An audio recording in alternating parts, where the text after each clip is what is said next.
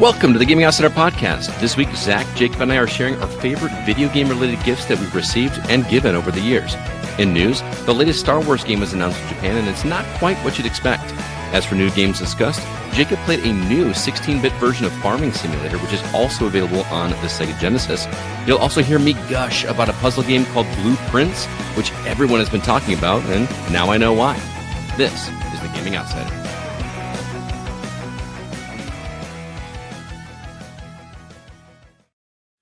Greetings, programs, and welcome to the Gaming Outsider, a video game podcast with a focus on our incredible community, which can be found at thegamingoutsider.com, facebook.com/groups/thegocast, or on our Discord server. There's a link in the show notes. Today is Tuesday, April 21st. I'm your host, Scott Clark, and joining me are my good friend, Zack Parkerson. How you doing, brother? I'm doing all right. I can tell what you've been playing. And Jake Gunderson. It's way too early for this. Yes, we are recording at a much earlier time than normal due to some scheduling conflicts. So day earlier and earlier we're actually in the afternoon as opposed to at night. It's a little weird. Look at this vigor and energy Scott's got on the show. I know. You think I got more energy? Oh, yeah. Yeah. It's amazing what a day off and 3 hours early can do for you. This is my 5th day off in a row. So right. Is you feeling refreshed? I'm feeling very refreshed. Got a lot of gaming in over this long period. So let's jump very quickly into the games we've been catching up on before moving to the news. Jake, what have you been playing? I've been playing a weird little flight simulator called Aviassembly. All right. Do you build a plane while it's in the air? No. It's gotta land and then you build the plane, but it is basically dumbed down Kerbal Space Program. So you get a bunch of these parts, you put them together, you hope that it flies. I don't usually have a problem with making things fly. I've been playing a lot of assembly games with planes for a very long time, so I know how avionics works in games. But you have to balance weight and space inside. Just punched the mic, my bad.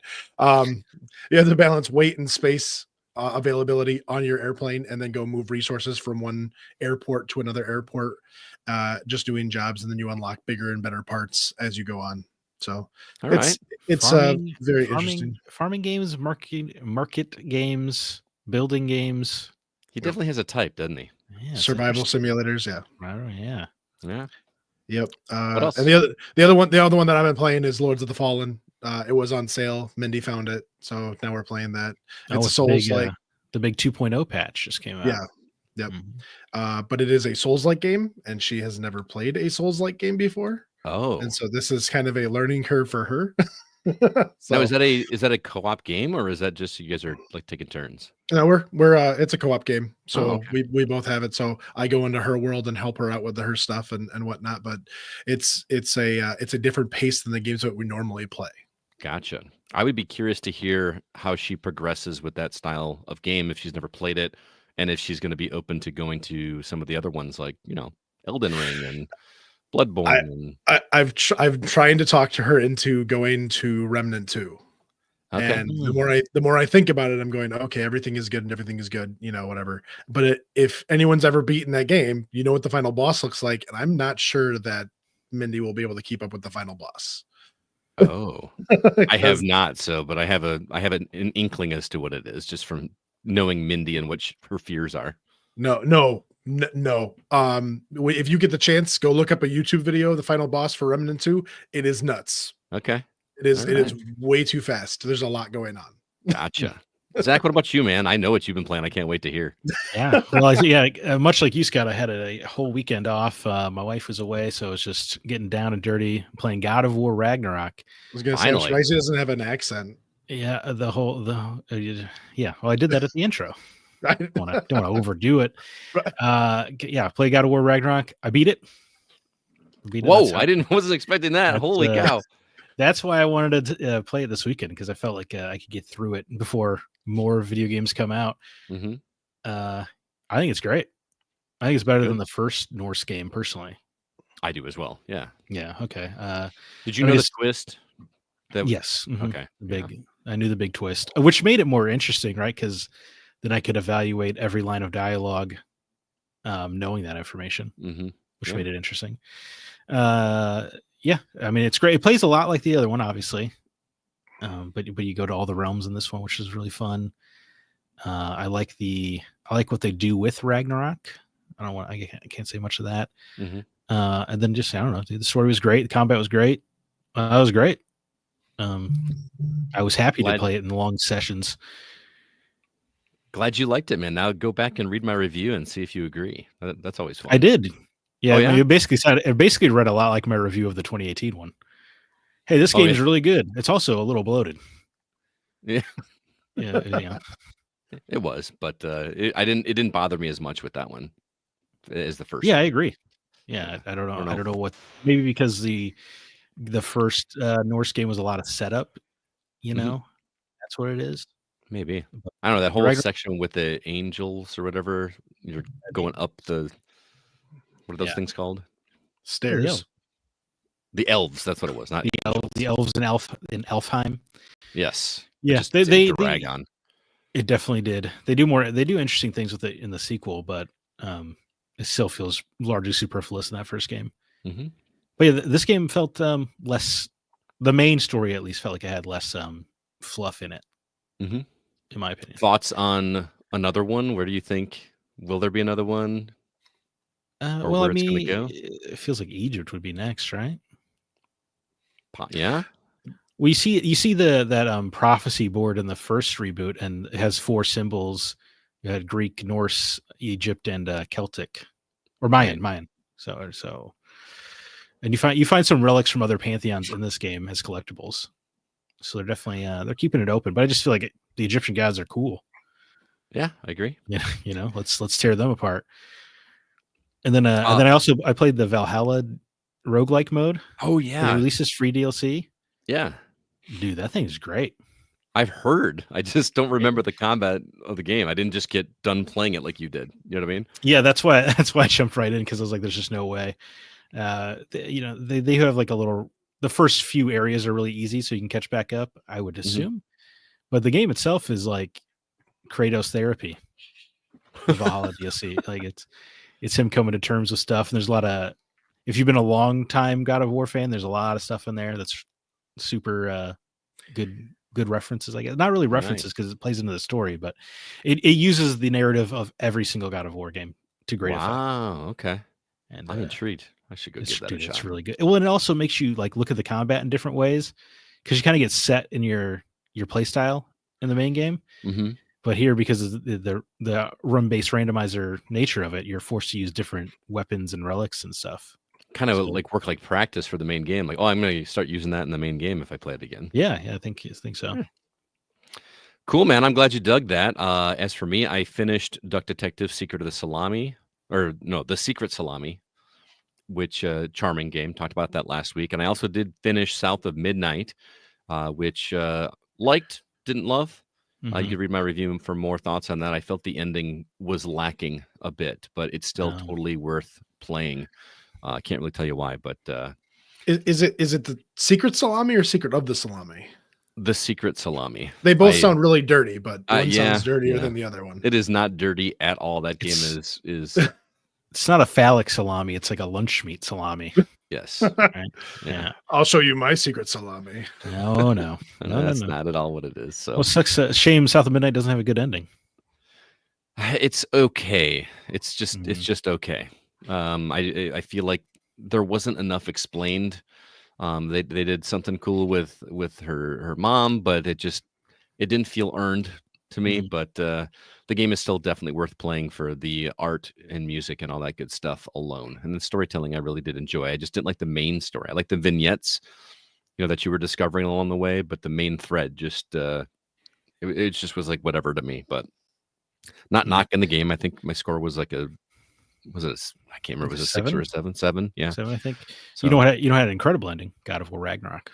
Yes, it did. Yeah, really, really good. Sure did. Really emotional. That game. The whole game is slow and emotional. Anyway, it is very good. All right, well, let's go ahead now and jump into the week's news.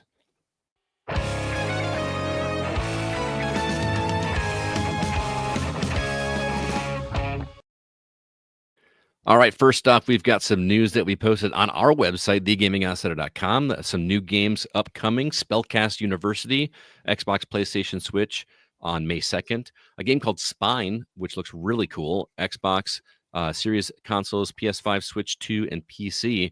No date on that one yet. And Slain 2 coming to PC in 2025. Be sure to check out the website for more details on that.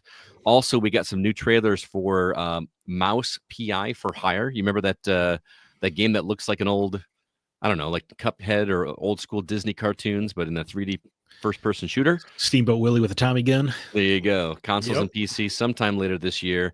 And then the Nintendo Direct for Mario Kart World is also on our website if you want to get more details on that. It's about like a 15-minute video. On top of that, the latest Star Wars game has been revealed.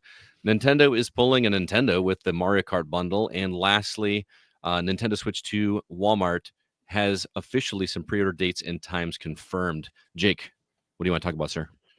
The pre-orders for the Switch go into Walmart and Target.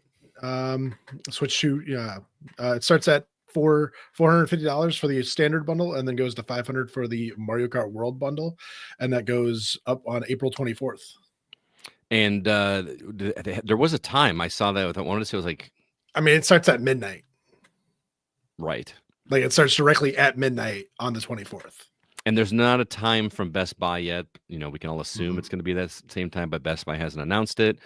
The good news on that front is that the price did not go up. The $449.99, is still there. The $499, it did not go up because of everything going on in the global economy. Not for the consoles and games, but everything else has gone up. Yeah, I saw Amiibos are going up to $30 now. $10 increase, and then all the accessories are getting price increases. So they're getting their money one way or the other. I mean, people will pay it. It's sure, not, yeah, they're not going to be hurting. So yeah. I feel like that goes in great with the other story. I was gonna say, yeah, you're gonna pre-order quick because those Mario Kart bundles are gonna go away quick. Yeah, that's the thing that drives me crazy because as soon as I heard this news, you know where my mind went, right? Yeah, FOMO, dude. Right? No, not even FOMO. It was more like, do I need to buy 2 of these? Why? To sell one? No, it's going to be a collector's item if this is okay. So we should explain what's going on. This Mario Kart bundle out of context is going to be limited quantities. You know, you remember how like Nintendo did the whole like there's only going to be so many digital copies of Mario 3D All Stars or whatever. Yeah, that's the dumbest thing they've done yet. And to drive up scarcity and make people to really want it or whatever. They're doing the same thing. Purchase, yeah. Yeah. This one makes a tiny bit more sense than the digital one because let's be honest, the digital thing does not make any sense. Why would you make something digital go away ever? Yeah, of course. This one is going away because they want to get it out the gate. You know, they want to push those sales at the beginning because it's going to basically save you, what is it, $30? Right. On Mario Kart. So they don't want to extend that discount for prolonged things. They want that just to be a thing at the beginning. Right. I'm not saying I'm not defending it, but it makes at least a little bit of sense compared to the digital stuff. But yeah, like part of me is like, should I just pre-order one and then keep that one on the shelf? And it's just a code in a box. How collectible could it be? Well, I think it's going to be the box because I mean, assumingly the Nintendo Switch box should come with like the Mario Kart decals on the side of it, right? Right. Yeah. So it'll be different. The box will be different. The collector's market is weird, and I was say that's exciting for people. It is, dude. You have no idea. I mean, I get it when the system is like customized, like the Zelda Wii U or whatever. But just because it has a different ad on the box, people get excited. Yes. Yeah. Like as an example, this one isn't an ad on the box, but I'll give you 2 examples. One that is Super Mario Brothers 3 on the regular Nintendo. There were 2 different prints of that game. One, you know how the logo says Super Mario and then Brothers underneath it, and the word Brothers is either on the left side or the right side, and one of them is more rare than the other. And if you have I believe it's the Left Bros is the rarer one. It's like significantly more valuable, just because they didn't make as many. But to go even further, as an example, I have a GameCube box, standard black GameCube.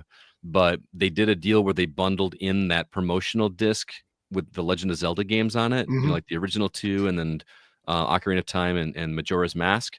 Yes. And all it is a sticker that they slapped on the box for a regular GameCube. And that box is significantly more valuable than the other. So. But it does come with a physical game, though. Well, I don't have. I have Like the physical 10. game, but I got that separately. It is the sticker makes it more valuable than the game. The collector's market is not about usability; it's I about was gonna say rarity. people don't buy stuff because they want it, right? Or they don't buy with the Right. intent to use it. They just buy it to hoard it like Smaug. Yeah, pretty much. I mean, that's That's so sad. yeah. Because I'm all for buying rare collectible things, but I always intend to use them or admire them, I guess. Well, especially games, like that's the point of games. One would think They should be bought to be used, but I get it. I'm a total dork when it comes to this stuff, but like part of my there's something in my brain that tells me like, when I get to retirement age, I'll sell this off and I'll have a little sure. and that's never gonna happen. It's just gonna be a chore for my wife when I die before she does. They say by then you really you can will leave be it to me. You really will be like Smaug, and you'd be like, "No, I won't give it up to anyone. I want to be buried with it. Yeah, these are my treasures." It's gonna be a big ass coffin. You could get buried in a coffin to sell this stuff. That'd be kind of cool. That would be kind of cool. Somebody grave robs you for your instead of a pyramid, it's gonna be a Hyrule castle. There you go. Like it. All right, moving on. Zach, what do you want to talk about? Dude, I'm stoked about the Star Wars game. Really? Okay. Yeah, Star Wars Zero Company. I don't know what Jake is not. Dude, a turn-based strategy, Clone Wars era Star Wars game. That sounds cool. I'm in. Being co-developed by Respawn, and then from a new developer called Bit Reactor. This is their first game. They're the primary team, and that's made up of a bunch of XCOM staff. So I feel like and then based on like the little snippets of gameplay in the trailer, it really just looks like XCOM but with Star Wars. Yeah. So I'm in. Hell yeah. So like I have a copy of Midnight Suns and I never played it because I'm not as like I wanted to. He's collecting. I heard good things about like I like Marvel, but Marvel wasn't a draw for me to get into that style of game. Yeah. Star Wars might be. You know what I mean? Like I'm especially like you said, Clone Wars era. Right. And they said gritty Clone Wars. All right. I'm in. Yeah. I actually on one of my days off while I was working on Ghost stuff, I sat and watched through the episode 1, 2, and 3. Just had it on the background, and man, I know those movies get a lot of flack, deservedly so, but there's a lot to love in all 3 of those movies. Oh yeah, dude, great ideas for delivery. Yes, yeah. Imagine if they just remade those now. No, that's not gonna happen. With the director that cares about performance. Yeah. How do you get a bunch of award-winning actors to read those lines like that? It almost feels intentional. Yeah. And it's so funny because I remember like everybody hated Hayden Christensen like back when and Jake Lloyd. And Jake Lloyd has a whole different like he's gone down in a dark place since then. I would too if everyone told me I ruined Star Wars when I was 8. Yes, exactly. But I mean, people are like in love with Hayden Christensen again. Like when he goes to cons and stuff, everyone wants to get pictures. And like you guys hated him, like right. All you did, and man, some of the lines. No, it's because I'm so in love with you. So but I can't fault him because I look. Natalie Portman is also giving the worst performance of her career. Yeah, like it's not just him. And then you see him in other stuff, and he's perfectly likable. Right. Yeah. I was going to say, to be fair, I was really young when I saw that movie, and I was too young to even know that it was bad acting. The movie was just awesome. And now that I'm older, can go to these things, I can praise him for being an amazing, pre-Darth Vader, in my childhood. So I think it was just the age group. The people were older and they were like, "Oh, this sucks," but now the kids are older and they're like, "Oh, it's amazing." I don't know, man. I was barely an adult and I still really had fun with it. Yeah, dude, don't get it twisted. I love the prequels. Okay, I just want to make sure I wasn't alone. So. I was 8 years old watching the trade blockade discussions of Phantom Menace, going like, "This stuff's riveting." I remember this is a random poll, but there was a movie called Road Trip. Do you remember the comedy Road Trip? Oh yeah, he's got to go get his sex tape before it gets delivered to his girlfriend. Right, and there's a scene towards the end, right when they're about to get the tape back, where there's like this nerd at a computer that's like gatekeeping them from getting this tape in the mail or whatever.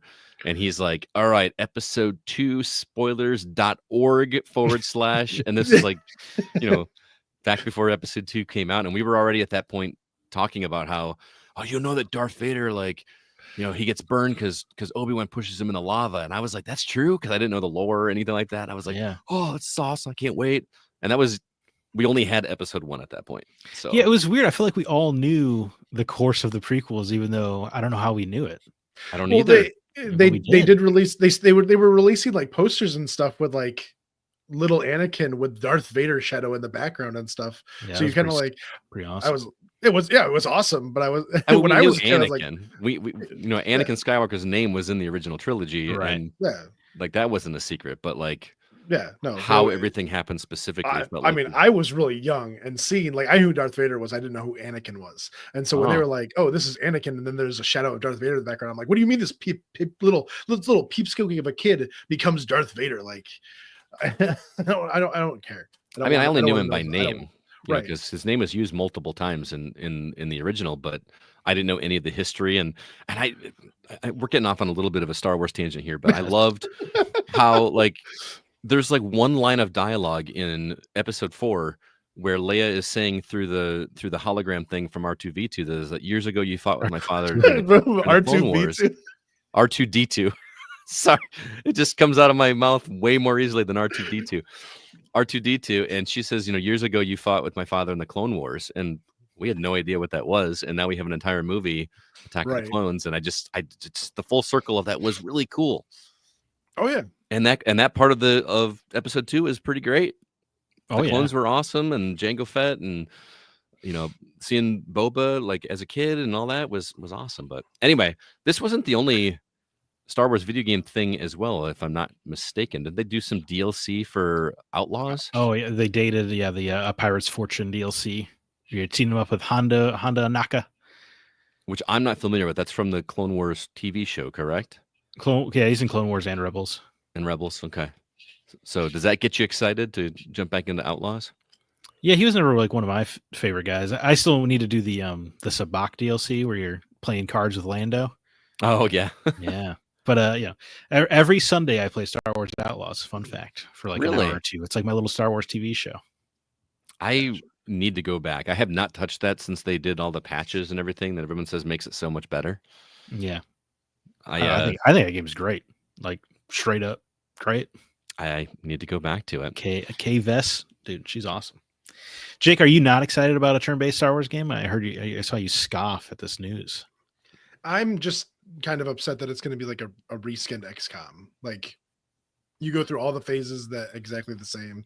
They've got the main base. They've got, the stuff that you need to do to upgrade the base. And then you go, fight whatever because of the intel you got from your base. And when, I don't know, I was just hoping that they'd be a little bit more imaginative and go farther away from the XCOM logarithm, I guess. But either way, I think it's going to be interesting what they make out of it. I hear you. Makes sense. Keep your imagination at the door. I just want XCOM but with Star Wars. Fair enough. Well, I think the imagination comes in the character creation because you're not playing as any Skywalkers, right? No, you're creating characters, and then much like XCOM, you can lose those characters permanently, which is in the hard mode anyway. I don't know. Just the idea of like building your own characters and getting attached to them in a Star Wars game is pretty cool. I don't mean your imagination. I meant the creators because they just they made a reskin XCOM, and I was yeah. So, let's see. As for me, I Mouse PI for Hire continues just to look awesome. Yeah, I don't even need to see anymore. Just give it to me. I want to play that. Release it. Yeah. I wish they would give Spine a release date. I think that game's like one of the first things I ever wish listed on PlayStation years ago. Has it been that long? The Gun Fu game. Yeah. That was announced years and years ago. And there's still no date. Right. It's kind of crazy. But Switch 2, so who knows? Maybe, I would assume after the Switch 2 release, they're not going to do that on day one. So right. Still got a little bit of time to bake, but still looks great. Yeah. Fair enough. Okay, well, that is the week's news. Before we move on to the new games we've been catching up on, just some quick housekeeping or reminder that we've got Patreon still up and running. Well, we did do some changes recently. We've just got the $3 tier now. If you were a $1 subscriber in the past, we grandfathered you in and kept you at the $3 tier, and you don't have to pay the extra. But if you would like to have access to any bonus things that we do, or if you want an ad-free episode, just $3 a month is all you got to do, and we would greatly appreciate it. And speaking of bonus content, there are 2 episodes available right now We are doing a spoiler cast for the Last of Us HBO series. I'm doing that with my buddies over at the Hollywood Outsider, John Davenport and Troy Heinrichs. Episodes 1 and 2 are available for you right now. If you're interested in signing up, patreon.com/thegocast. We would appreciate it. And before we get to the new games we've been playing, we're going to take a quick break for this message.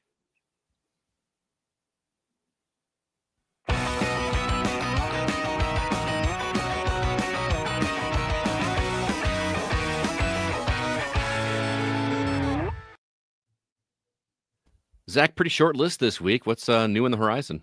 Yeah, quiet week, which is good because all I want to do this week is play Clear Obscure Expedition 33. Yep.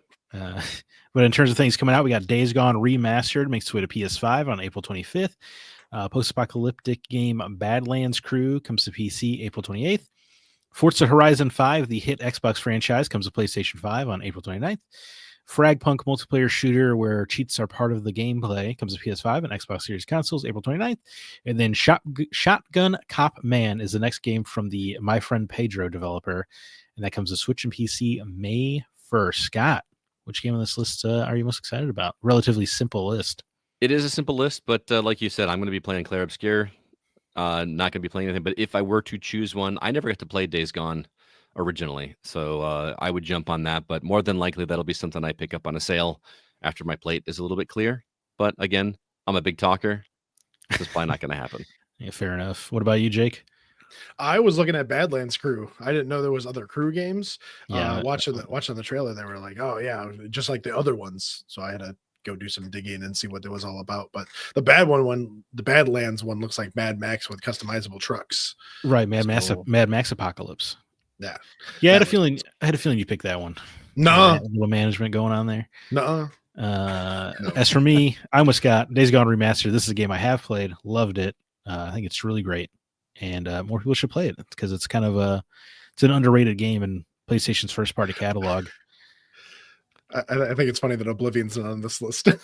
Well, yeah, we don't. I guess we don't technically know it's coming out tomorrow. They just said information tomorrow, right? Right. As of this recording, where it is Monday here, so tomorrow is an announcement that Bethesda posted on Twitter saying that there's going to be an announcement. Well, I can't remember what time it was. I want to say it was 10 o'clock Central Standard Time. So by the time you're hearing this, you might know. And the rumor is that's going to be shadow dropped, but we don't know. That's just some people making some claims. So we'll have to see. Darn. Yeah, I don't know. I mean, I think Days Gone is better than Oblivion. So. Yeah, well, you would be wrong. So, wow, have you played Days Gone? No. Yeah. Well, I have for a while, but I have played both.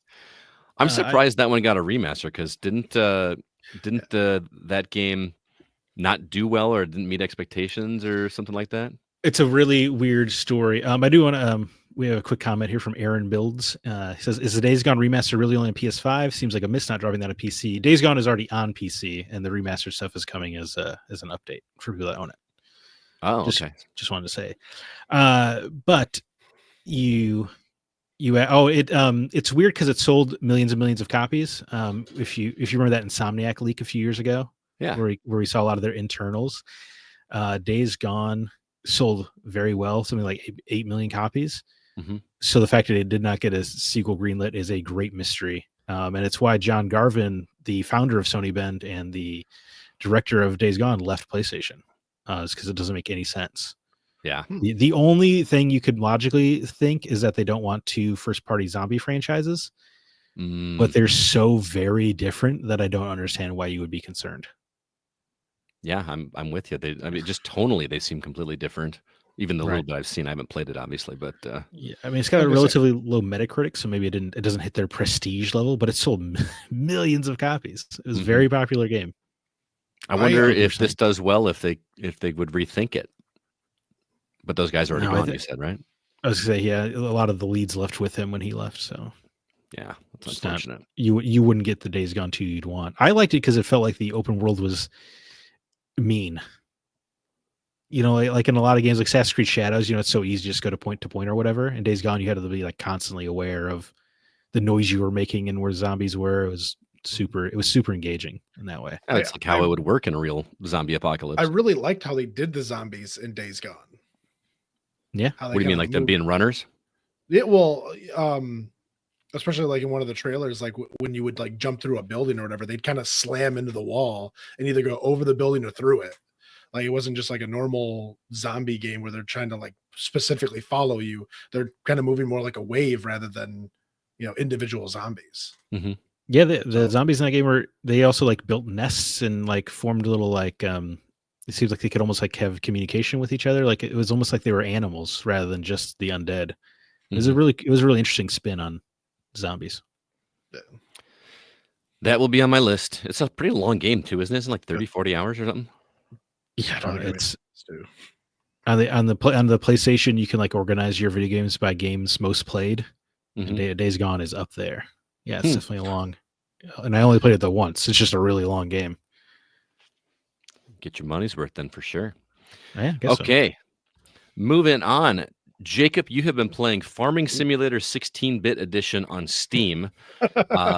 I saw this trailer and I immediately thought of you because I know you love farming games, you love management games, but you also love the Farming Simulator franchise.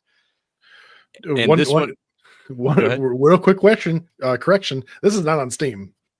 It's not on Steam. I'm It's sorry. not on Steam. All right. They sent us a code and I had to go to their website and download basically the unpack file, and so it's running basically a Genesis emulator on my computer. Oh, okay. So you can't go purchase this one on not PC. not that I'm aware of. It's if it's on Steam. I haven't looked. I wasn't looking for it, but Okay. And they are they doing a physical Genesis cartridge, right? Yes. Really? they are. That's pretty cool. And Yeah, it's like $60 and $80, yeah. depending on which version you get. Yep, the big one. Get the big one. Worth it for collectors, I'm sure. Oh yeah, Yeah. it comes. It's a little green cart that fits in the Genesis. Oh, it's gonna be. When you start the game, it brings up a little menu and it tells you what the buttons are doing, but it shows you a Genesis controller and it points to the controller. So it's really cool. The That's game awesome. itself, the game itself is 16-bit. There's Yeah. not really a lot of moving parts. You kind of drive over things, you push buttons to activate things. There's not really a lot of things going on screen other than your tractor moving back and forth and the land changing stances, I guess. It goes from cultivated to planted to grown, all that nonsense. So it's just really cool. I have to There's imagine the gameplay is not nearly as in depth as regular no, not at all. Farming Simulator. Yeah, there is I wouldn't say it's a big map, but there is a sizable map, and then you Okay. drive to certain points to collect seed. You drive to certain points to sell off things. You have a garage that you can sell and buy new equipment at. So there's again not a lot of things on the map, but there's plenty of farmland for you to go through and till and grow and stuff. And there are 3 other maps. On my version of it, when I pressed escape to open up the pause menu, it opened up a menu like a debug menu, Oh, which was completely different than the actual start menu. So I thought the game was rather bland and very short. Like what do you do with this? And then enter actually opens up the in-game menu, and you can go there, open the menu, go to different maps, buy new equipment. there you It go. actually Okay. gets pretty. Yeah, it actually gets pretty because you can own like a bunch of different tractors and a bunch Okay. of different things. So it's pretty cool.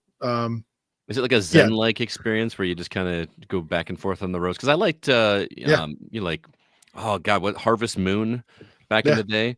It was just a very relaxing, like I could make things in nice, neat little rows, and that Yep. satisfying of clearing. Even like with Lawn Mowing Simulator and Power Wash Simulator, you get that vibe playing this. Yeah. Oh yeah. Because it's set up basically like all the other farm simulators. You have a couple of equipment, and then you just till the land. You just go back and forth, left to right, up, down, whichever way you prefer it, and it's all good.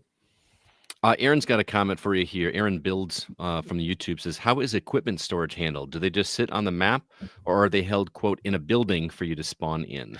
Everything just, you can store extra equipment in a garage. It then disappears off the map, but everything you are currently using just sits on the map waiting for you to use it. There's a button to switch back and forth between the tractors and equipment come as pairs. And so it's not you take one tractor and then you equip your cultivator or your seeder or any of that stuff. Everything comes in pairs, and so you'll have 5 or 6 tractors on the map at once that each do different things. And then you just switch back and forth between them all and then do stuff. So do you just simply like switch back and forth, or do you have a guy that comes out and you got to walk up and no, you just fast travel back and forth. Okay. I was wondering about that when I first started playing too. I was like, how do I get out of the tractor? How do I? But there's no buttons for that. It's very simple. It's very rudimentary, but yeah, it's a good. If you really like these type of games, yeah, it would be fun to have, but it's more of a novelty pickup. Okay. Interesting. It's from developer Giant Software, published by Strictly Limited. You can get it through Strictly Limited. You can pre-order it from Strictly Limited. The website that I found only had it in Great British Pounds as of right now, so my conversions might be a little bit off, but I rounded here and there. It looks like $60 for the base, and then $80 for the special edition. Yep.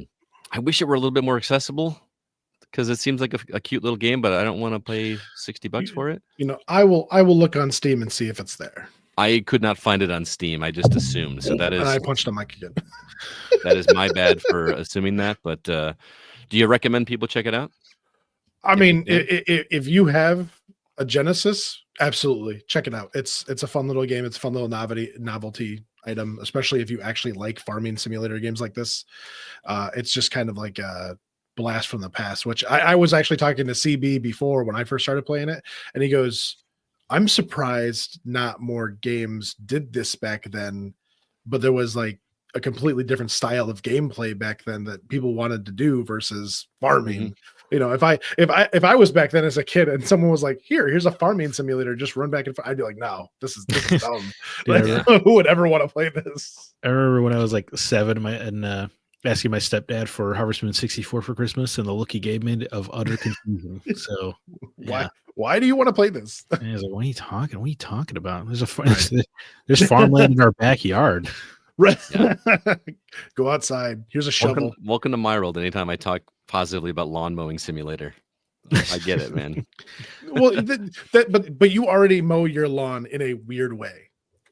I don't want to hear about it. I don't mow it in a weird way. I do it diagonally. That's not weird. Do it diagonally. It's weird.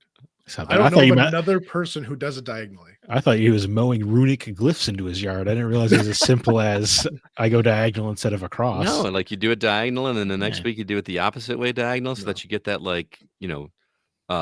baseball outfield look to it. You know what I mean? I do the outside. I cut it into sections, and then it's a square. Every time. Maybe I'm as deranged as Scott Clark, but I hear where he's coming from. Yeah, dude. You also mix your spaghetti and noodles together when you cook it. So, of course, man. Why wouldn't you? It saves time. Thank you. I'm a man of dichotomy. I side with you guys on different things. But so once again, that is Farming Simulator 16-bit edition. It looks like the only way you'll be able to do that is to get a physical copy for either the Mega Drive or the Genesis. So there's got to be other ways to play it coming, right? That's all I could find. All right, it's more of a novelty, but again, it's a fun little game. So, all right. Well, I'm happy you're having fun with your Farming Simulator Deconstructor. But Scott, you've been engaging your brain, presumably in Blueprints. I assume the pun in the title is on purpose. It is a game about a rearranging mansion, and thus all of its different blueprints. This game has been the talk of the video game podcast town. Is it so it's just a roguelike but with puzzles? Yes. And before I get into the description, I'm going to tell you right now, it is April. I will be shocked if this game does not make my top 10 by the end of the year. Okay. I am absolutely in love with this game. The intrigue, the mysteries, the puzzles, the way it makes your brain work, the sense of discovery. It is awesome. So what is this game? It's very difficult to tell you why this game is awesome, because the reasons that it is like I said, things that you just discover and come across. It's full of these aha moments. But you're right. It's a puzzle game that is a roguelike. So imagine like a game like Myst, which I wasn't a huge fan of Myst because there just was no direction, which is funny because you kind of get the same thing here. You kind of have to figure out exactly what the game wants you to do, but that discovery is so rewarding. I can't even express how awesome it is.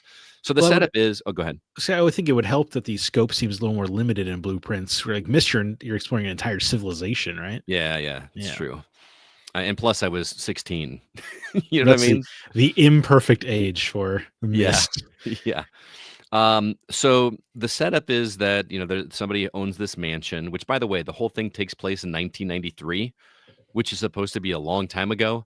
And it is, dude. It's 30 30 years ago. It just really bothers me that I'm like, stop aging me. Well, I mean, it's like, Back to the Future came out in the 80s, right? The 50s was a long time ago. That's why they time travel same span of time. It's kind of crazy. But so the main portion of this game is done in first person. You go around like I'm in like a 3D environment exploring this mansion.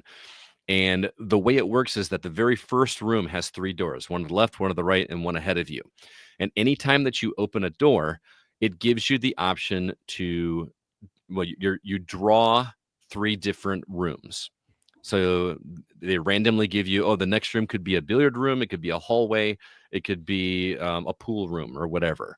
And each of these rooms has a specific style where there might be a door on just one side, there might be a door on 2 sides, there might be a door on all 3 sides, and it might have some kind of bonus, like it'll give you keys or it'll give you gems.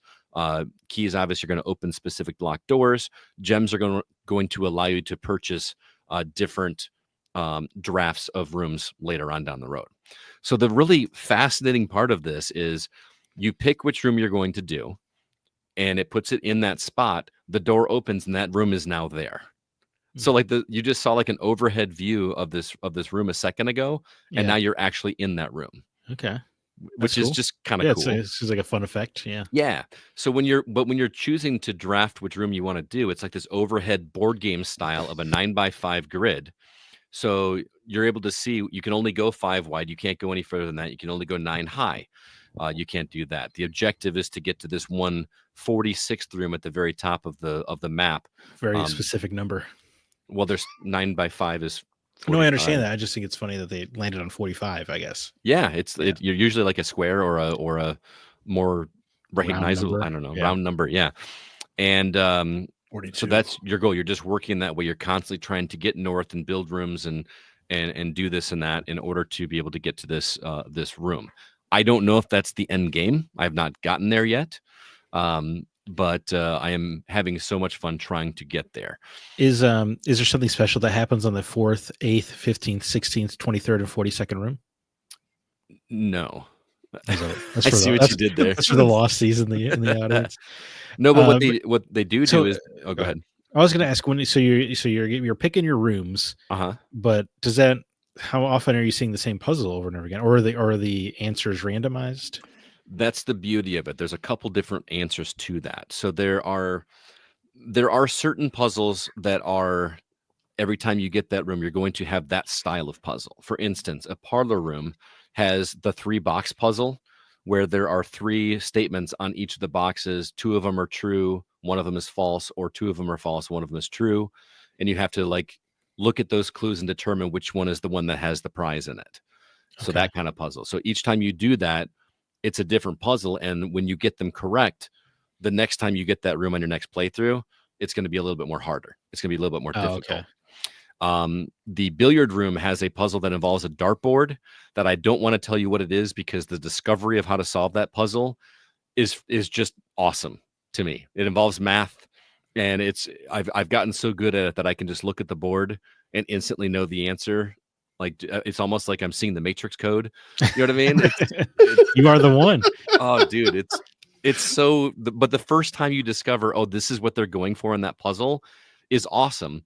But then again, they compound on how that puzzle is solved by adding more difficult things to make your brain work in different ways, and it's just so rewarding. It's so good. Variables. The other puzzles, and this is where to me the game is brilliant, is there are rooms that will have like a massive Myst style puzzle. Like there's a boiler room that has this puzzle that has you like reworking steam pipes to activate this and activate that and do all this, and it opens up a door and you have to go back downstairs and do all this. But the cool thing is once you solve that puzzle, that room, whenever you draft it again later on, it's already solved. You don't have to solve it again. And that is where the game gets really great, because that's just one instance of it.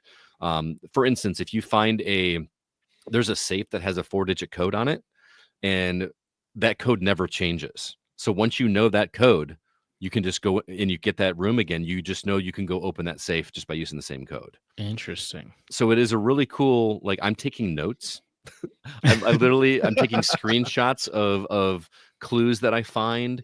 I'm writing things down. There's one puzzle that involves the overhead map, and has to do with these paintings that you come across. I can't say any more, but each square has a clue on it. So I've literally took a screenshot on my phone, and I'm drawing in these clues on each individual squares because I know it's going to mean something later. I don't know what. Oh my god! But It's I like, know, it's making you lose your mind, dude. It's so good. It's so good. And then it just keeps opening up new areas. Like all I'll say is it's not just taking place in the floor plan of the mansion. Like, things open up in ways that I wasn't expecting, and some of that you can do right off the bat. And you just kind of I'm gonna try this on this run and see what happens. It is so good, man. It is. I have been literally telling everybody about this game, even people that I know are like moderate video game players, but I know they've got an Xbox and they've got Game Pass. So you need to check out this game. It's free. Go download it and try it. Oh, it's on Game Pass? It's on Game Pass. Yeah. Oh, what a game changer. And that's the thing is, like, I don't think I would have, even though everybody has been talking so positively about it, my curiosity was piqued, but I don't know that I would have gone and dropped the $30 or whatever to play this game. Now that I've played it, I would have, like, if I knew what I know now, I would have easily dropped $30 for this game. It is just so good and so brilliant. And here the puzzles are done in such a way that they don't explicitly tell you what it is. They don't tell you how to do it. You just have to kind of experiment and discover. And some of the puzzles require certain tools because it's a run-based randomizer. So you don't have every tool at your disposal. So, like, if you need a magnifying glass to solve a puzzle, you got to hope you get a magnifying glass on that run. If you don't, then you're just gonna have to wait for another run, and you need that magnifying glass for this. Certain chests can only be opened with either a key or a sledgehammer. There are spots where you can dig, but you need a shovel in order to do that. So there's a lot of RNG in this, which I think is going to frustrate some people, because you'll eventually hit a dead end on a run where you can't progress anymore just because of the random nature of the game. But I don't care, because I can just start fresh and do a new one. And as long as you keep playing, you're going to discover something new, because the game, as you go through it, starts doing things to make runs easier, much like a traditional RBR, where, you come across a computer that allows you to do upgrades for certain rooms in your house. So this room that used to be a regular room, now whenever I draft that room, now it'll give me a key, or now it will give me a gem. So every time I get that, it's going to give me more resources that I need.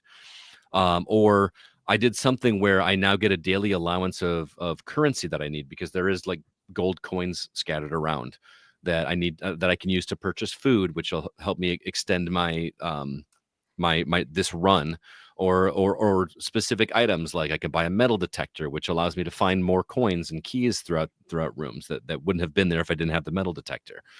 But yeah, now every day when I start a run, it's only one coin, but I start the day now with one coin every day. It's like waiting for me on the opening table, whereas I didn't before. Where the game is going, I'm not certain, because I did something that lit, like, there are these 4 torches, and I was able to do something that lit one of them. So I feel like I've made some progress to whatever the end goal of this game is. But when I did that, it actually also gave me a benefit that is permanent. So the one thing I didn't tell you is that what makes a run end is you either lock yourself up in a way that you can't progress forward, because the rooms that are given to you don't allow you to progress any further, but you also are given 50 steps.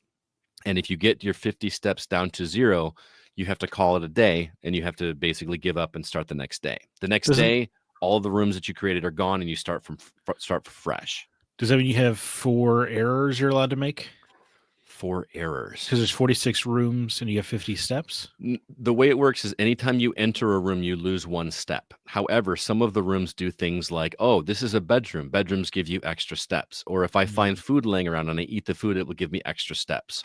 Or there are RBR-based stuff that you can set these quantifiers where if this happens, I get this many steps. And that's just one example. There are so many twists and turns to make each run feel completely fresh to the last. And then you'll discover new rooms that you can draft. Like all of a sudden, a room you've never seen before pops up available. And I just have made it my mission. If I see a new room, no matter what, I'm going to do it because I want to add it to my deck and I want to see what it does, because whenever there's a new room, there's usually going to be some kind of clue that's going to help you solve other puzzles in the other rooms or teach you how the game works. This game is constantly teaching you how to play it. It reminds me of like The Witness, which I didn't get super deep into, but they just kind of throw you into a world and you have to figure out the mechanics of the game yourself. You have to figure out what it wants you to do. And I love it, but it's never like overly obtuse.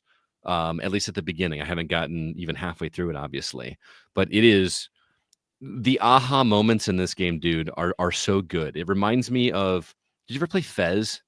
Yeah. Where Fez like started out as this simple like 2D platformer and then it just kind of opened up into something bigger and better. Definitely, yeah. I'm getting that same kind of vibe here, but more so with the puzzles. Like on the surface, it just looks like a tile placing game and solving some simple puzzles. But when you start figuring out the language that the game is trying to teach you, you just have these aha moments and you go, I can't wait to do my next run to try this. And then you learn something on that one. I can't wait to try this. But you may not be able to because you're not going to get the tools because of the random nature of it. So you're going to have to wait until those things become available. And it is so good, man. Like, do not hesitate to try this game. I really, especially since it's on Game Pass, you can try it for free. There's no excuse not to. If you're interested, that is right. I just love the mystery. Go and try it. Yeah, there are games where you're just like, go and try it, but I don't know. Yes, it's not the first to do that, but this one just does it in such a rewarding way that I cannot recommend it enough. It's $30 if you buy it new. It's available on PlayStation, PC, and Xbox, but it is, like I said, available on Game Pass as well. It's developed by, I don't know how to pronounce this, Dogu Bomb. Yeah, Dogu Bomb. Oh, there you go. I don't know. Okay. Published by Raw Fury, and I have a feeling you're going to hear me talk about this one much more in the coming weeks. So it's gonna please, be like if anybody out there is playing it, this is a game that I want to play concurrently with other people, and I don't mean co-op. I want to have conversations with people that are playing it where we can have these discoveries together, because I have made it my own goal to not look anything up, because it would be very easy to look things up on this because the puzzle solutions are going to be the same. You know what I mean? Like once you have the solution, it's going to be that solution. So you could just easily look it up, but that's no fun. But if I were playing it alongside someone else that were playing it and be like, hey, did you come across this thing? Do you have any idea what that means? And we can kind of be like, oh, dude, here's what you got to do in this. And we can help each other out. That to me is way more fun than just Googling it and looking it up. So I do like the way progression's kind of handled, because usually in an RBR, right, you level your health up or your strength up, and that way you can get through rooms easier. But here it's just your brain. Yes. Right. Like you figured out the puzzle. That was the one thing I forgot to say that I was in the middle of talking about. The steps that I told you have, you start out with 50. The one thing that I did to unlock one of the blue flames opened up a specific area of the house that gave me a permanent upgrade that increased that 50 to 70. Okay. So there are permanent upgrades like that, but I mean that you could consider that a health upgrade. But it's not like I'm getting another 5 points this time, another 5 points, and it just eventually becomes so powerful that I overwhelm the game. That's not what's happening here. You're not going to do anything to make the brain teasers easier. You're just going to open up new possibilities to learn what the game wants you to do, and it's outstanding. It also scratches that board game itch. Because I love tile placing games like Carcassonne. Carcassonne. Mm-hmm. I love that aspect of it. And then every run that I do, I'm discovering something new. either a new room or a new way to combine things, or a new way that a room works in conjunction with another room. Like there's just so many moving parts that make the random nature of it okay, because I'm going to get another chance to do it later. As long as I'm learning something on this run, the subsequent runs are going to be great.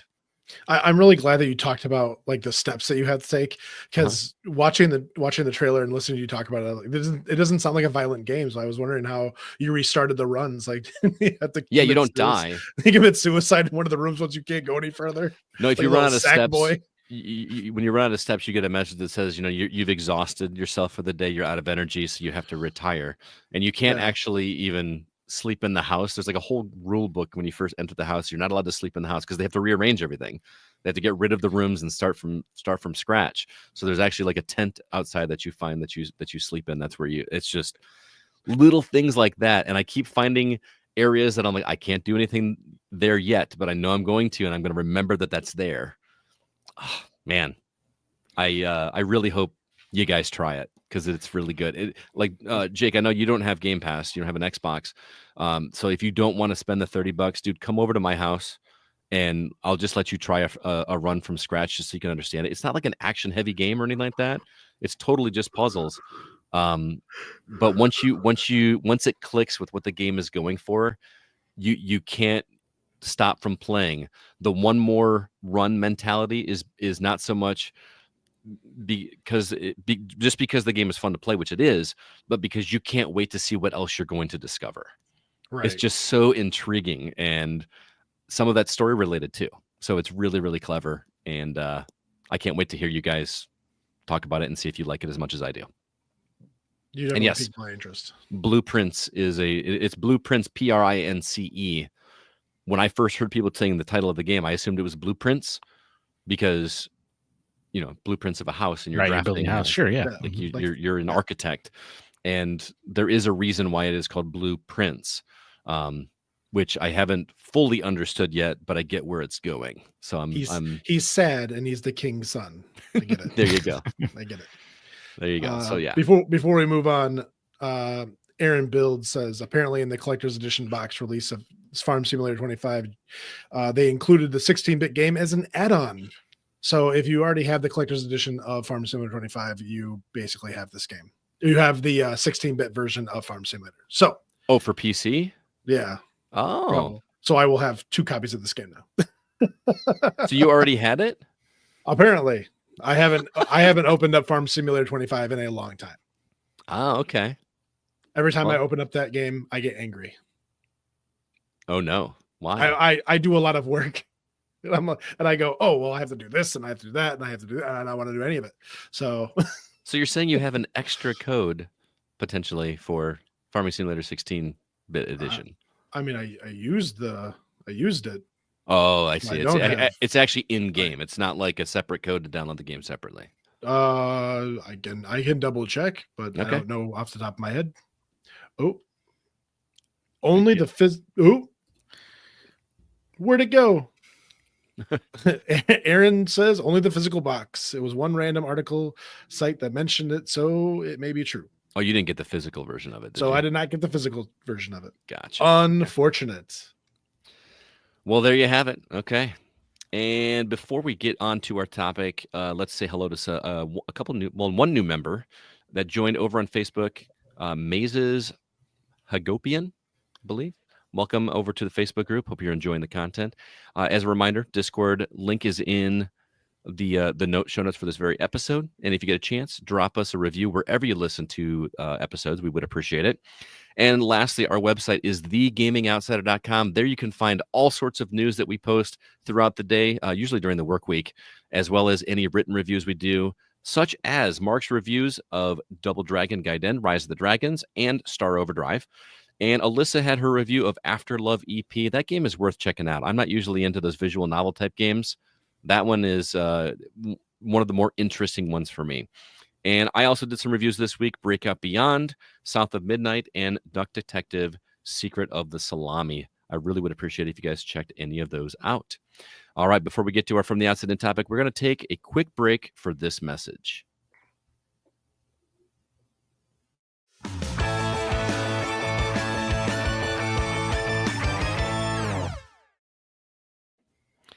Each week during our From the Outside In segment, we discuss a video game related topic and get feedback from our community as well. We post it on social media, asking for questions, and this is where we share ours and the community's responses. This week, we wanted to take a trip down memory lane and talk about video game related gifts that we've received over the years. So I'm going to start with you guys. Which ones stood out to you the most, whether it be from your childhood or even into adulthood? What video game gifts just do you love? Jake? I actually have two. Both are on the N64. The first one, we were me and my mom were taking a road trip down to see my aunt in Mississippi, and the car broke down. Mhm. And I was in the hotel room. I brought my N64 with me, and I plugged it into the TV, and I was just sitting on the bed just playing it. And my mom was off getting the car fixed. And I was just playing. I had mentioned to my mom, like, Mario Party 3 had just released. And I had made a comment to my mom about liking the Mario Party series and wanting to see what the third one was and whatever. So when my mom finally showed back up hours later, she threw something. This was before cell phones, so she threw something at the window. So I looked out the window and she was down there, and she just held up a copy of Mario Party 3. Like Say Anything style? Yeah. And it was great. I freaked out. I screamed a little bit.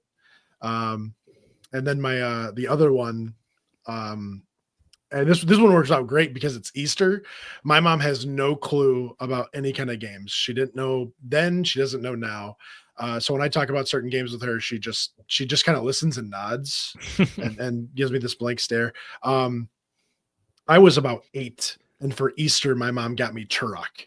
And for like the next weeks, I was glued to my N64 just shooting dinosaurs. Hell And yeah. She finally saw it, and she's like, I didn't know it was a violent game. Like, yeah, it's rated M, Mom. Like, thanks. But It's she kind let of me- laughable now. Like, you just see like pixelated blood coming out. Oh yeah. Right. But I mean, that was the peak. That was the peak of violence back then. Dude, gore has gotten pretty graphic these days. Yeah. Those Mortal Kombat games. I mean, I getting think gnarly. the noises that characters made when you shot them was the most disturbing thing. Like they would if you hit them in the throat with an arrow or whatever, they would like hold their throat and make these gurgling noises and stuff. The blood would spurt out. Yeah. Game Just still for- holds up, by the way. Oh yeah. Oh yeah. Yeah. You don't have to tell this room. No. It's on Steam, by the way, just in case Yeah. anyone wants to play it. I mean, it's also on Xbox. They remastered it, that and Turok 2. So you can even play it on, and I assume PlayStation as well. Oh Yeah. I might have to go look at those. All the Night Dive remasters Mhm. of them. Yeah. Mhm. I forgot how quick that game was. Like, I think that's why GoldenEye was ruined for me as a kid, because I played Turok and then I went back to GoldenEye and I was like, oh my God, I'm running so slow. Is that also why they had so much fog in the first Turok? Because you were moving so fast that they couldn't load very far Probably. ahead of you? Yeah. Yeah. It's funny. Anything else, Jake? No, I'm good. I'm good. I just said I had 2. That was 2. All right. Zach, you have any? Sure. Yeah, I got a few. I think my favorite video game gift was fairly recent from my wife, which is a leather bound, really high quality replica of Arthur Morgan's journal from Red Dead Redemption. Mhm. And it was cool because I think I might have mentioned it in passing or something. She just kind of took note because I definitely didn't remember like asking for it. It was just like she knew that the favorite was Red Dead, and she was gave me a cool journal. So do you own many leather-bound books? in my rich mahogany shelves. Yes, I sure do. And then very generous gift. I was given a Steam Deck, and Nice. that's been a life changer. Mm-hmm. Got access to all those PC only games. Rogue Prince of Persia. It's a reason to have it, right? Right. I mean, there are a surprising amount of games, more than I would have assumed, that just stay on Steam and just seem to not come over to consoles. Yeah, and I keep finding very few examples of games that I want to play that aren't available on. I mean, in terms of Steam Deck compatibility. Oh yeah, definitely. Yeah. Yeah, they come up pretty infrequently. Mm-hmm. But there are games on. Go ahead. Like the ones that require you to play with a mouse. Like I still would like to go play the original Fallout, but that's so click heavy. Yeah. You know what I mean? I didn't realize that when I like bought it on sale. I want to play the original Fallout because I love Fallout 3 so much. And holy cow, that's you got to point everywhere. So yeah, I feel like you do get used to the trackpad because I was playing Pillars of Eternity using only mouse controls, and I think you do get kind of used to it, but it never feels as good as you'd like it to, for sure. Right. Yeah, remember that that game I told you about, the card building game that was kind of like Slay the Spire, Knock on the Coffin Lid? Oh yeah. Required you to draw your cards that way, which I don't know why, because like Slay the Spire works fine with regular controls, but I was forced to play that way, at least at launch. I haven't looked to see if they've updated it since. And yeah, you're right. You do get used to it. It just feels way more slippery than you're used to. Like I wouldn't want to play a shooter that way. Oh yeah, that'd be miserable. It has to be like a turn-based or point-and-click kind of game. Yeah. So, yeah. Oh, that's gross. And then shout out to my mom for Happy Your Dad Is Not Actually Your Dad Day when she got me a Nintendo 64. Wow, that was nice. It was a good distraction method. I've told that story out here 100 times, but did it work? Yeah, I definitely remember being as a kid getting hit with the whiplash of like, hey, your stepdad that we told you was your dad, that was actually a lie. And it's actually this dude you've never heard of. But this guy I work with selling his Nintendo 64. And there's there it is in the back with Shadows of the Empire. It wasn't even new. It was like a used one. Perfect. Yeah, so she definitely just saw like an opportunity of this guy at work selling his Nintendo 64. And then she was like, this will be a perfect distraction. Right. I'm not going to get a better shot of this. Do you still have that Nintendo 64? No, I do not. My brothers sold it out from under me for drug money. Oh, great. So thanks to them for that. Super cool. Lots of rare games. No biggie. But then the day that kind of leads into the day I met my actual real father after a blood test confirming it, or else he wouldn't talk to me. He gifted me a copy of The Legend of Zelda: Link's Awakening on Game Boy Color. Nice. As a nice bribery. No doubt hearing how much I love Zelda from my mom and be like, well, this will help smooth things over. Yeah. And you know what? Distraction worked again because that game rules. So anytime I do something to Zach, I know all I got to do to fix it and make everything okay is just buy him a video game. Anytime you see an inciting trauma incident coming up, just deflect with a video game. Hey, Zach, you're fired from the Gaming Outsider, but I did get you Clear Obscure. So, all right. Sweet. Oh, that's great. Is that it? Yeah. That rounds it up. Scott, your turn.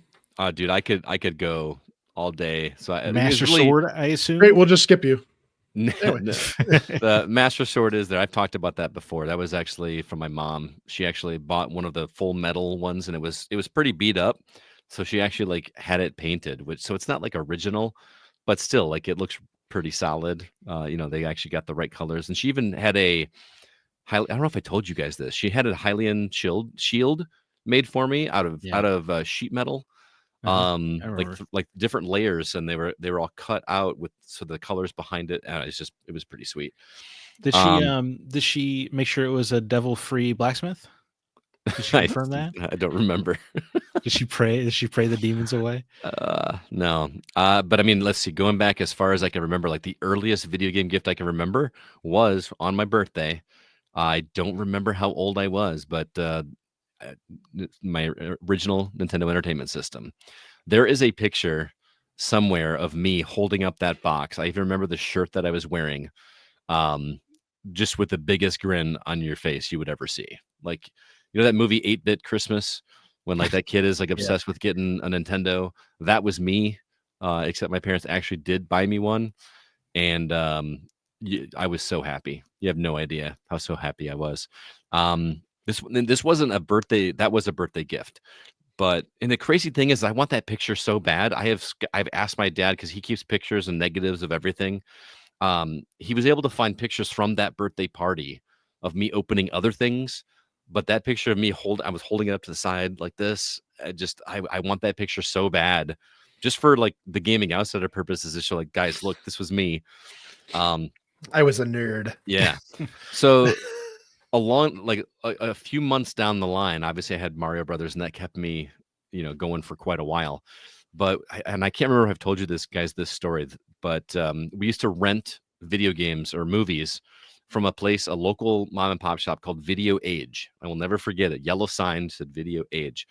And I was sitting in the car when my stepdad went in to rent a movie, and he came back and I was like, "What movie did you rent?" And he said, "Top Gun."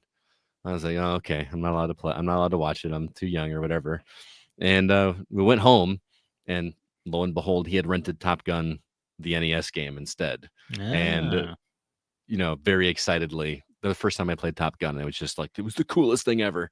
Did it have a pixelated Val Kilmer in there? No. Have you ever played Top Gun? No. Oh, it was infamous for the difficulty of trying to land a plane on the aircraft carrier. Oh, okay. Very difficult, but the combat and stuff was super fun at the time. So, and shortly after that, I think it might have been the next Christmas, actually. I remember specifically, I was sitting in Beloit at the restaurant there in one of the gas stations with my parents, and they just presented me with a copy of Super Mario Brothers 2, which I didn't even know existed at the time. Like, this was, before video game magazines and Nintendo Power. I didn't have Nintendo Power, and I didn't have the internet to look things up. I had no idea that Super Mario Brothers 2 was a thing. And they just said, "Here you go. Here's a copy of Super Mario Brothers 2 for your birthday." And I was just like bouncing off the walls. Could not wait to get home and play this game. And I did love that game, despite it not being an actual Mario game. Now you're forever haunted by every nerd having to tell you, "Did you know it was actually Doki Doki Panic?" Right. Didn't matter. It was fun. That game is still fun. It doesn't matter. It's great. Yeah. Boy, what else? Years later, Christmas is in the late 90s. Under the tree, I unwrapped a Sega Game Gear. Wow. Again, had no idea Sega Game Gear was even a thing.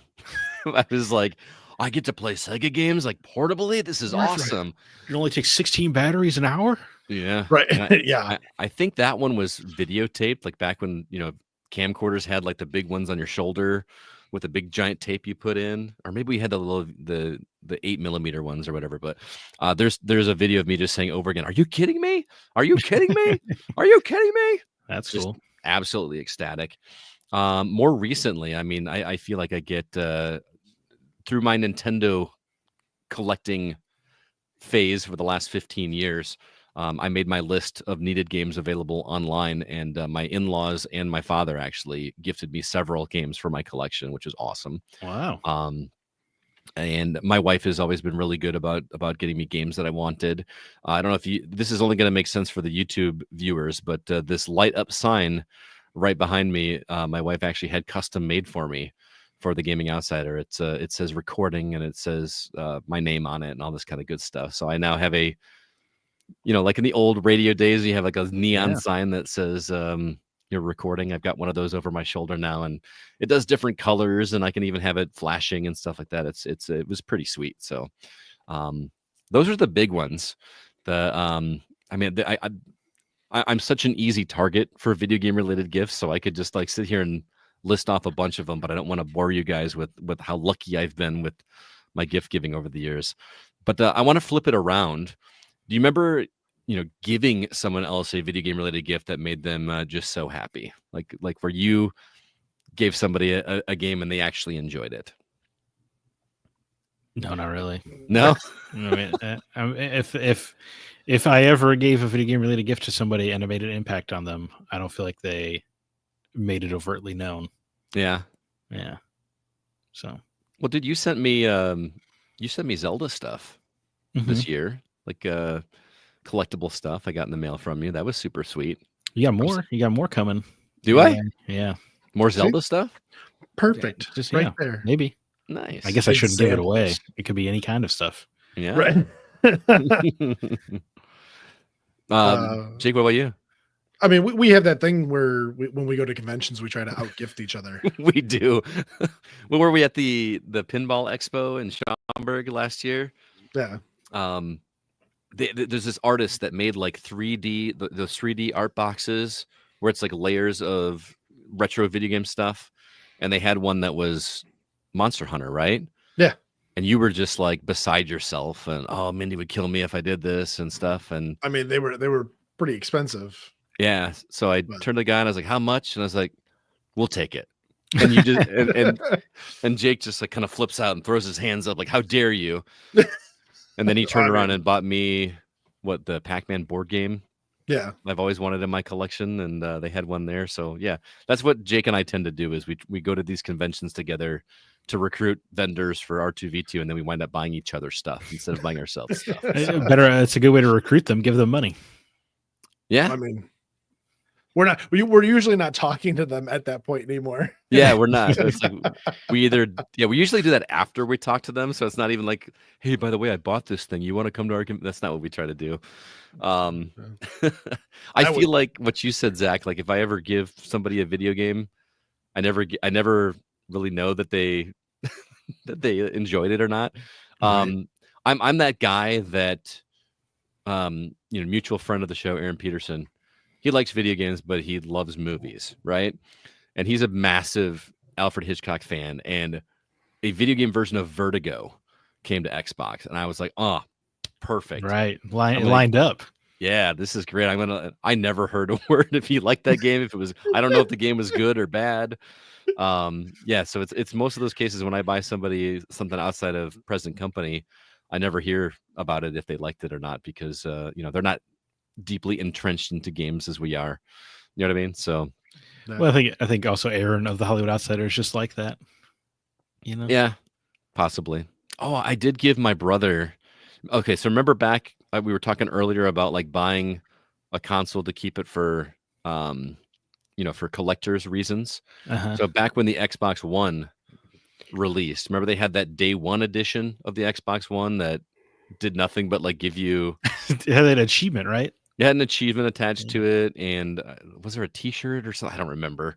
I bought 2 of them on day one. I bought one to play and one to keep because I'm like, this is gonna be a collector's item, blah blah blah. And then I gave it to my brother for his birthday. I was like, so he had an Xbox Pro. I think he still has it. That day one Xbox One. It wasn't even the X, it was just the Xbox One. So it's a very nice gift. He did like that. He played a lot of Rocket League, and he loved Portal and Portal 2. We actually played through Portal 2 together, co-op. That was awesome. Really enjoyed that. So yeah. So let's go and see what the community had to say about this, because what we had for great gifts. Starting over on TikTok, this user goes by the name Green Palkia. I believe that is one of Kevin's sons. I can never keep track which one is which. But he says, a while back, me and my brother both got 3DSs for Christmas, and we both got one of the 2 Pokemon games. I got Moon and he got Sun. I played it everywhere, and I still have it in my room. It was great. How great was the 3DS? I love the 3DS. I don't know. I only just got one. Oh, that's right. And it doesn't work. Right? Just got one. Well, the charging port didn't work, but I got a Cradle and it works on that. So okay, all good. All right. Well, next time you're in town, we can get that repaired for you. CB and Nate are both really good at doing that, so I'm sure they would be happy to replace that port. But if the Cradle works, it works. Right. Yeah. So I'm good. I'm good until then. Have you found a copy of Hotel Dusk yet? No, that would be cool though. That game's great. I bet you that's pretty hard to find now because that was not a highly popular game. But no, and I feel like it's had such a sterling reputation for so many years. That's probably pretty hard to come by a copy. Probably. It's just that was the one, Jake, if you're not familiar, where the entire game was played sideways. Like you held the 3DS sideways, so it was like a book because it was all about. It was themed around writing or something, wasn't it? I think you were. I think you were a private detective, and it was like you were just kind of like his notebook. Yeah. But it had this really cool, sketchy art style. It was very unique. Handy dandy notebook. Is that a Blue's Clues reference? No. I don't even know that was a Blue's Clues reference. Yeah. Check the mail. It never fails. Makes me want to wag my tail. Oh my goodness. Jake, you want to read the next comment? Oh, sure. Oh, it's a short one. Dom says, getting the Nintendo Switch near release date when it came out. Yep. It was everybody's Breath of the Wild machine. Yeah. Yeah. I remember standing in line at Best Buy and to get mine. Pass. What's that? And Snake Pass. I feel like everyone was playing Snake Pass. Yeah, that was originally just on the Switch, wasn't it? It's now on other Yeah. consoles, but Right. It was like a 3D, kind of a 3D platformer, but you were playing as a snake and you had to realistically account for its whole body. yeah, I tried. I could not get into that game. I Yeah, tried but I just- really hard. I just felt like it was like a weird game where everyone's like, I got to check out Snake Pass. Yeah. It was very difficult to maneuver. There was like a Yeah. trick to it that I just could not wrap my head around. Wrap my head around. No, because it's a snake. Yeah. All right, Zach, you up? Yeah, dude. I want to say some listeners over the years have given me some video game gifts, and they've Oh, all yeah? been very cool so far. So that's always Nice. very generous. So shout out to them. But Sam writes in, my dad got my two brothers and I a Wii for Christmas. Some of my favorite memories are playing video games together as a family. I truly cherish those memories. Now he plays Switch every time I'm home. Well, that's very sweet. Aw, that is sweet. Man, remember how cool the Wii was? No, not really. No, I thought the Wii was the coolest thing. I remember like setting it up and I had my neighbor over to be like, dude, you got to see this. And I waggled the controller and so you could see the little hand thing on the screen. Waggled Yeah, the you controller. gotta waggle that Wii. That was just Waggle like the a Wii. freaking cool concept at the time. Like, It was cool how it got other people, like it got non-gamers to play games. That was Yeah. cool. Yeah. Yeah. And my wife wanted to start a Wii bowling league at our house. I'm not making that up. She wanted to like have people over weekly to have a league where we played and kept track of scores and everything like that. That'd Never be cool. happened, but would have been cool. I mean, I remember when the Wii Motion Plus came out, there were a few games where the Wii got very cool. I think it was like Red Steel 2, I want to say was had like first person katana battling. Yes. That was pretty sweet. Well, that's what they were selling us on with Red Steel 1, and it did not work that way at all. No, it was still a fun game though. But yeah, Red Steel 2 was way cooler. And then getting to play Metroid Prime with the oh, that was awesome. With the waggle. Oh my god, Red Steel 2 was very good. Sorry. I don't know why they called it Red Steel 2. It had nothing to do with the Japanese mafia. It was like a post-apocalyptic samurai western. Oh, really? Yeah, I have no idea why they even bothered. And our last comment comes from Kevin Honigford himself. He says, nothing's ever going to beat the Christmas that Santa brought me the Sega Genesis. I had wanted a video game system for so long and so badly. And when I unwrapped that box, no words can explain it. I had actually asked for a Super Nintendo. Thankfully, Santa knew what was up and brought me the superior console. Yeah, dude. Santa knew. He knew your fate was intertwined with that of Sonic the Hedgehog.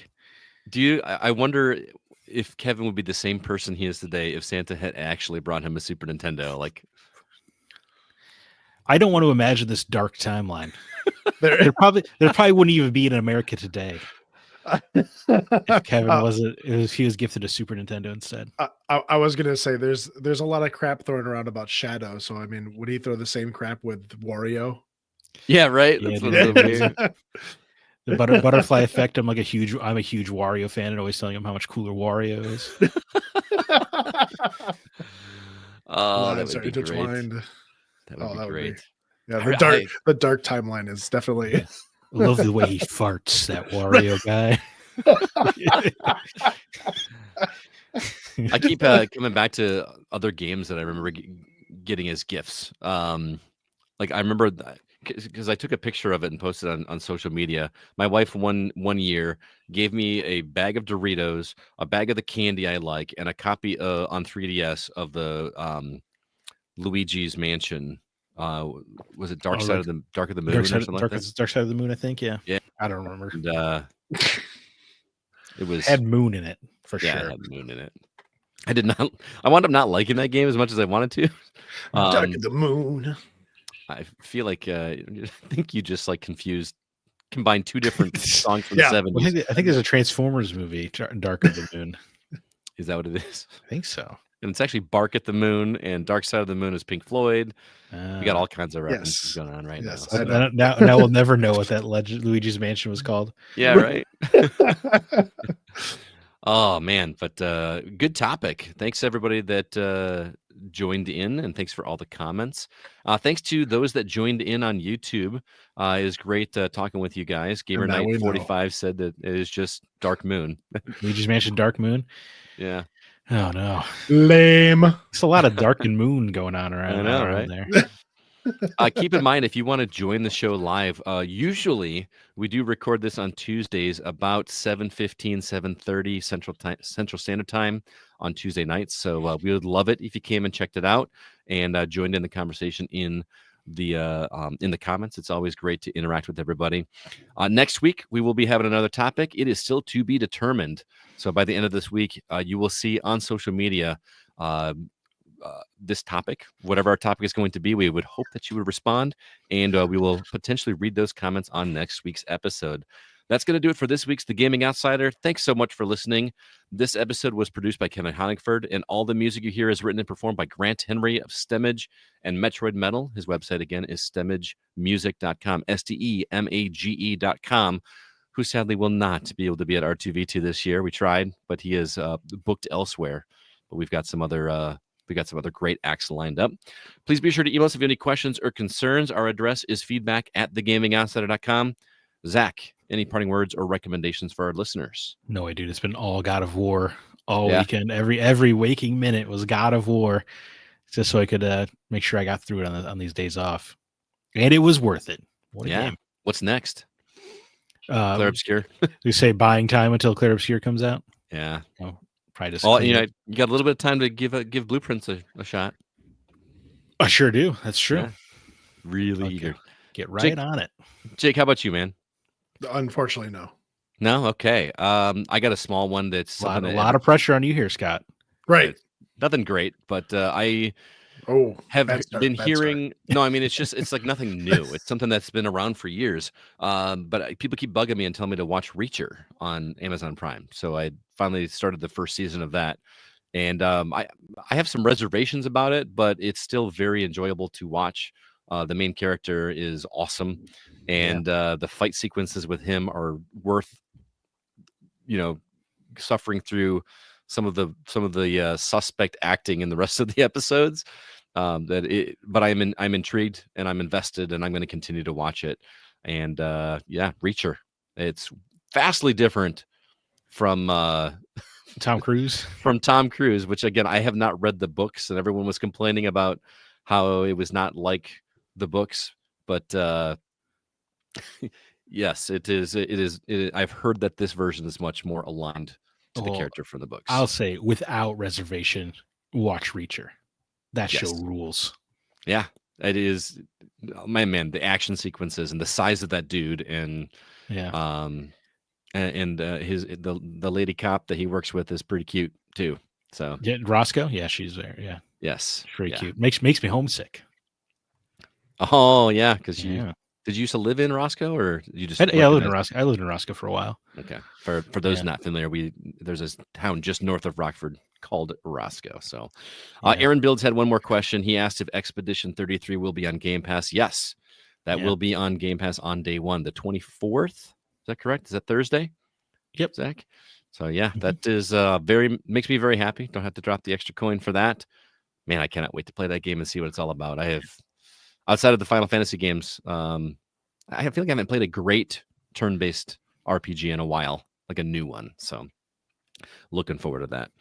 All right, everybody. Thanks again. Until next week, I'm Scott Clark with Zach Parkerson, Jacob Gunderson, and we are The Gaming Outsider. And remember, there's no such thing as a bad game, just games that aren't for you.